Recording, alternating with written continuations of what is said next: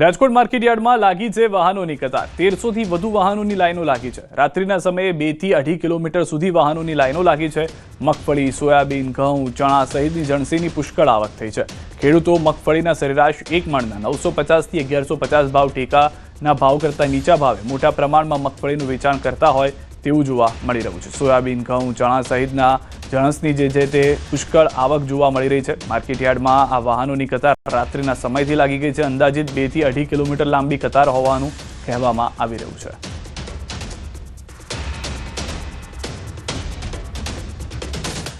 વારસા સંપત્તિના સંરક્ષણ અને જાગૃતિ માટે રાજપીપળા ખાતે વિશેષ કાર્યક્રમ યોજાયો। ઇન્ટેક દ્વારા વિજય પેલેસમાં આ કાર્યક્રમનું આયોજન કરાયું। કાર્યક્રમનો મુખ્ય ઉદ્દેશ સ્થાનિક સમાજમાં આપણા પ્રાચીન ઐતિહાસિક વારસો, મહેલો, જૂની હવેલીઓ, પ્રાચીન ઇમારતો અને સાંસ્કૃતિક સ્મૃતિ સ્થળોને જાળવી રાખવા અંગે સમાજ વિકસાવવાનો છે।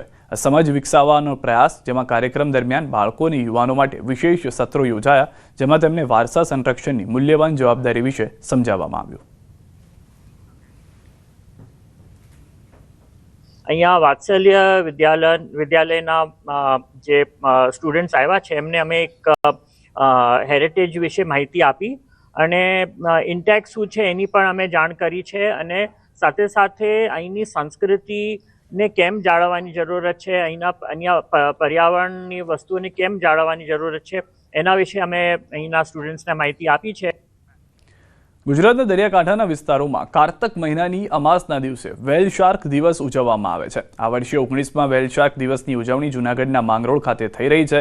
સ્થાનિકો અને માછીમારોની મદદથી રાજ્ય સરકાર વેલ અને શાર્ક માછલીના સંરક્ષણ માટે કાર્યરત છે, જેના પરિણામે માછીમારોએ સંરક્ષણ બનીને અત્યાર સુધીમાં 1000થી વધુ વેલ શાર્કને સુરક્ષિત બચાવી છે। એક સમયે ગુજરાતના સમુદ્રમાં વેલ અને શાર્ક મછલીનો શિકાર થતો હતો।